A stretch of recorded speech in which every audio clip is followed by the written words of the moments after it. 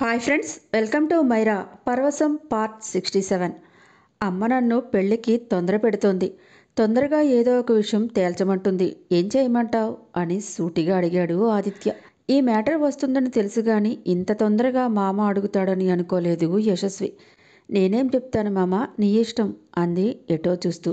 అవునా, నిజంగా నా ఇష్టమే కదా, నేను ఎలా చెప్తే అలా వింటావా అయితే అన్నాడు. చెప్పు మామ అంది. అనటమైతే అనేసింది కానీ మనసులో మాత్రం చాలా టెన్స్గా ఫీల్ అయింది యశస్వి. యశస్వి ఒళ్ళో ఆడుకుంటున్న సాత్వికుని చూసి ముందు వీడిని దూరంగా ఏ ఆర్ఫనైజ్లోనైనా వేసేయి అన్నాడు కోపంగా. తనేం విన్నాదో అర్థం కాక మామా అంది నిర్ఘాంతపోతూ. ఏం మాట్లాడుతున్నావు మామ, ఒంటి మీద తెలివుండే మాట్లాడుతున్నావా నువ్వు అంది. బాబుని దూరం చేసుకోవాలనే ఊహనే భరించలేక వాడిని గట్టిగా గుండెలకి హత్తుకుంది.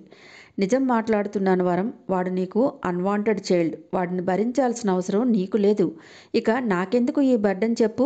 వాడిని వదిలేసి ఎప్పటిలాగే నువ్వు నా వరంలా వచ్చేయి, మనిద్దరం పెళ్లి చేసుకుందాం. అమ్మని ఒప్పించే బాధ్యత నాది. అక్క కోరిక కూడా అదే కదా అన్నాడు ఆదిత్య. మామ ఏం మాట్లాడుతున్నాడో, తనేం వింటుందో అసలు ఏదీ మైండ్కి చేరడం లేదు యశస్వి. పద, ఇప్పుడే వెళ్ళి బాబుని ఆర్ఫనేజ్లో జాయిన్ చేసేద్దాం.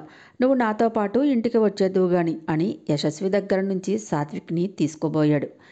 ఆదిత్య చేతికి ఇవ్వడం ఇష్టం లేనట్టు బాబుని వెనక్కి లాక్కుంది. వీడి తల్లిని నేను బ్రతికుండగా ఆర్ఫనేజ్లో ఎందుకు జాయిన్ చేస్తాను మామ? నువ్వేం మాట్లాడుతున్నావో నీకు తెలుస్తోందా అసలు? బాధగా అడిగింది యశస్వి. అన్నీ తెలుసుకునే మాట్లాడుతున్నాను. శౌర్యకి ఇచ్చేయడానికి కూడా ఒప్పుకున్నావు కదా బాబుని, మరి అప్పుడేం ఆలోచించుకున్నావు నువ్వు అని అడిగాడు ఆదిత్య పంతంగా. బాబు తల్లిదండ్రులు ఇద్దరం బ్రతికే ఉన్నాం కదా, అయితే తల్లి దగ్గర లేదా తండ్రి దగ్గర ఉండాలి పిల్లలు. శౌర్య ఇంట్లో వాళ్ళు ఇబ్బంది పెడుతున్నారని బాబుని ఇచ్చేయాలని అనుకోలేదు మామ. కేవలం బెదిరించడానికి మాత్రమే కాసేపు వాళ్ళ దగ్గర వదిలినందుకే నా ప్రాణం పోయినంత పని అయింది. అలాంటిది నేను ఉండగానే ఇప్పుడు బాబుని ఆర్ఫనేజ్లో వదిలేయమని చెప్తున్నావు. ఈ మాట ఎలా చెప్పగలుగుతున్నావు మామ? ఆదిత్య మనసులో ఏముందో తెలుసుకోలేనట్టు అంది.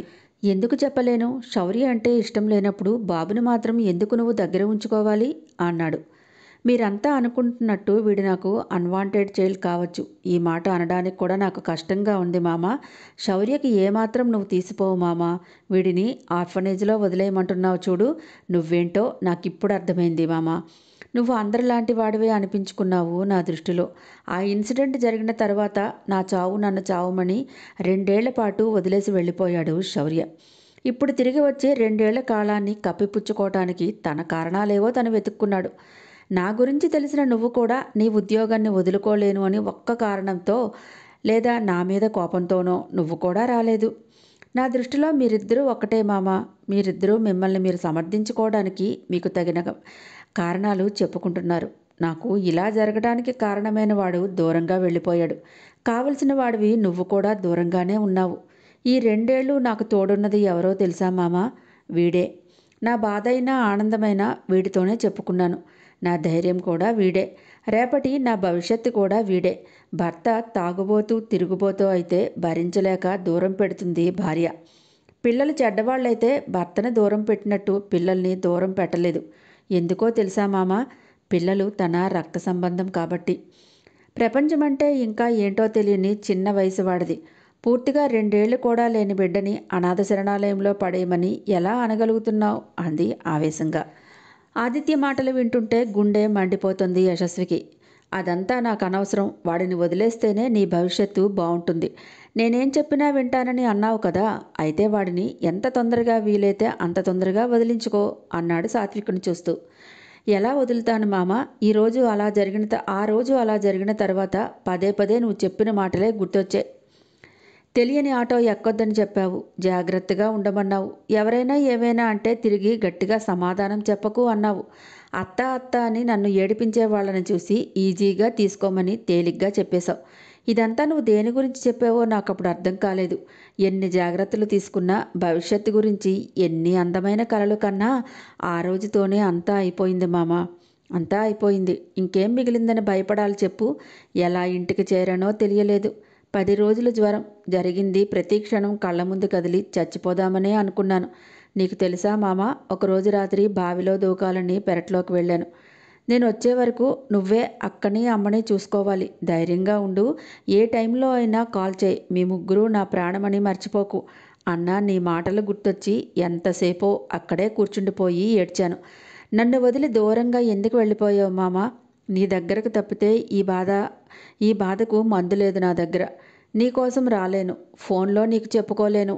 నీ వరం విలువైనది కోల్పోయి ప్రాణం లేని బొమ్మలా మిగిలింది. మీరందరూ ఒకటే మామ. నువ్వు, అమ్మ, అమ్మమ్మ అందరూ ఒకటే. సంబంధం లేని ఎవడో నా శరీరంతో ఆడుకున్నాడు. నా వాళ్లై ఉండి మీరంతా నా మనసుతో ఆడుకుంటున్నారు. ఇలాంటి పని ఎందుకు చేశావే అని అడిగింది అమ్మ. అక్కడే గుండె బద్దలైనంత పని అయింది. నా కూతురు ఎప్పటికీ అలా చేయదు అని అమ్మ నోటి నుంచి వస్తుందేమో. ఎక్కడైనా మోసపోయావా తల్లి అని దగ్గరికి ప్రేమగా తీసుకుంటుందేమో అమ్మ అనుకున్నాను. కానీ నేను అనుకున్నది ఏదీ జరగలేదు. 2 ఏళ్ల తర్వాత వచ్చి నువ్వు కూడా అదే మాట అన్నావు. పిచ్చిదాన్ని, కోపంలో నువ్వొక మాట అన్నా నా కష్టమేంటో నీకే చెప్పుకోవాలని అనుకున్నాను.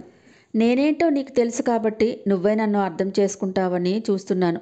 ఇప్పుడు అనిపిస్తుంది మామ, నేను పొరపాటు పడ్డానని. నువ్వు కూడా మామూలు మనిషివే ఏడుస్తూ అంది యశస్వి. అవన్నీ అనవసరం వరం. ఇప్పుడేమంటావు? బాబుని వదులుకోను అంటావు అంతేనా? ఆ శౌర్య మంచివాడు కాదని నీకు తెలుసు. వాడి వల్ల నీ జీవితం నాశనమైందని తెలుసు. అయినా వాడి దగ్గరే ఉద్యోగం చేస్తున్నావు. వాడంటే ఇష్టం లేనప్పుడు వాడి దగ్గర ఉద్యోగం మానేయాలి కదా. ఎందుకు మానేయలేదు? అంటే నీకు కూడా వాడంటే ఎక్కడో ఇష్టం ఉంది. వాడితో కొడుకుని కూడా కన్నావు కదా. కనటానికి కారణమైన వాడిని దూరంగా పెట్టినా కన్నవాడిని మాత్రం దూరం పెట్టలేకపోతున్నావంటేనే తెలిసిపోతుంది నీకు వాళ్ళిద్దరూ అంటే ఎంత ఇష్టమో. కోపంలో ఏం మాట్లాడుతున్నాడో తెలియలేదు ఆదిత్యకి. ఏమైంది మామ, నీకు ఈరోజు నన్ను బాధ పెట్టాలనే వచ్చావా అంది ఏడుస్తూ. నిజం మాట్లాడుతున్నాను వరం. నిజాలెప్పుడూ బాధగానే ఉంటాయి. ప్రశ్నించడం మొదలు పెడితే బాధే వస్తుంది మరి. నువ్వు ఇన్ని బాధలు పడే బదులు వాడు కడుపున పడ్డాడు అనగానే ఎందుకు అబార్షన్ చేయించుకోలేదు? ఆదిత్య అలా నిష్కర్షగా మాట్లాడుతుంటే విలవిలలాడింది యశస్వి ప్రాణం. పిల్లలు తల్లిదండ్రుల దగ్గరే ఉండాలని అంటున్నావు కదా. కాసేపు నువ్వు చెప్పిందే రైట్ అనుకుందాం. వాడు కొడుకు కోసమే నీ వెంట పడుతున్నాడు అనుకున్నప్పుడు బాబుని వాడికి ఇచ్చేయొచ్చు కదా. అసలు వీటన్నిటికీ కారణం వీడే. నువ్వు వీడిని దూరం చేసుకుంటేనే జీవితంలో సుఖపడగలవు అని యశస్వి చేతుల్లో నుంచి బలవంతంగా బాబుని లాక్కున్నాడు ఆదిత్య. అమ్మ మీద పెద్దగా అరవటం, అమ్మ ఏడవటం అన్నీ చూస్తున్నాడు సాత్విక్. ఆదిత్య కొత్తవాడు కావటంతో ఆదిత్యని చూస్తూనే భయపడి తల్లి చేతుల్లోంచి లాక్కోవడంతో మరింత బెదిరిపోయి యశస్వి వైపు చూసి చేతులిచ్చేస్తూ ఏడవటం మొదలుపెట్టాడు వాడు. ఏడుస్తున్న సాత్వికుని తీసుకొని అంతటితో ఆగిపోకుండా తనతో పాటు బయటకు తీసుకుని వెళ్ళిపోతున్నాడు ఆదిత్య. మామ, ఏం చేస్తున్నావు? వాడి వయసు అంతని నువ్వు చేసే పనులు, నువ్వు అనే మాటలు కానీ వాడికి ఏం అర్థం కాదు. తప్పు ఒకరు చేస్తే శిక్ష మరొకరికి ఎందుకు వేస్తున్నావు మామ? ప్లీజ్ బాబుని ఇచ్చే నాకు అంటూ యశస్వి అడ్డం పడింది ఆదిత్యకి. చూడు, నువ్వు తిరిగి మళ్ళీ మన ఊరు రావాలన్నా, నాతో ఉండాలన్నా వీడు లేకపోతేనే సాధ్యమవుతుంది. వీడు నీతో ఉంటే నువ్వు మనుషుల్లో ఉన్నట్టుగా నాకు అనిపించడం లేదు. అందుకే వీడిని ఎక్కడ ఉంచాలో, ఎవరి దగ్గరికి చేర్చాలో వాళ్ళ దగ్గరికే చేరుస్తాను. తీసుకువెళ్ళి ఆర్ఫనేజ్లో కాకపోతే శౌరి దగ్గర పడేస్తాను అన్నాడు విసురుగా. ప్లీజ్ మామ, అంత పని చెయ్యకు అని ఆదిత్య ముందుకు వెళ్లకుండా 2 చేతులు అడ్డంగా పెట్టి నిలబడింది. అమ్మమ్మ పెంపకంలో నీ ప్రేమలో పెరిగిన దాన్ని, కడుపును పుట్టిన బిడ్డను చంపుకునేటంత కసాయి పని చేయలేకపోయాను. వాడు పరాయి వాడిని నువ్వెందుకు అనుకుంటున్నావు మామ? వాడు నా రక్తం పంచుకు పుట్టిన బిడ్డ. తండ్రికి దూరంగా పెరగాలని వాడికి రాసిపెట్టి ఉంది.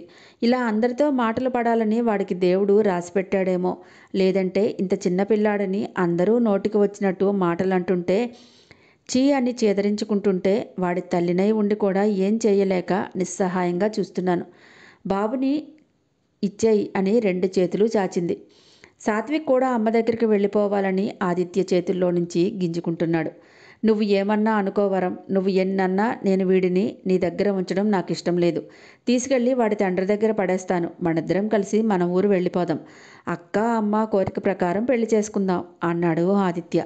వీడు అడ్డం తొలగిపోతే అమ్మని ఎలాగైనా ఒప్పించి నిన్ను పెళ్లి చేసుకుంటాను అన్నాడు. ఇంకా అంతవరకు సహనంగా ఉన్న యశస్వి ఇక ఓపిక పట్టలేక కళ్ళు తుడుచుకొని ఆదిత్య ఎదురుగుండా నిబ్బరంగా నిలబడింది. ఆగు మామ, నన్ను పెళ్లి చేసుకోవడమే నీ ఉద్దేశమైతే నాకు అసలు నిన్ను పెళ్లి చేసుకోవడం ఇష్టం లేదు అంది స్పష్టంగా. యశస్విని తప్పుకొని వెళ్ళిపోతున్న ఆదిత్య ఆశ్చర్యంగా వెనక్కి తిరిగి, నేనంటే ఇష్టమని, నా గురించి వేరే ఆలోచన నీ మనసులోకి రాదని ఒకప్పుడు అన్నావు కదా. మనిద్దరం పెళ్లి చేసుకోవాలని అనుకున్నాం కదా. నువ్విప్పుడు ఇలా మాట మారుస్తున్నావంటే దానికి వీడే కారణం.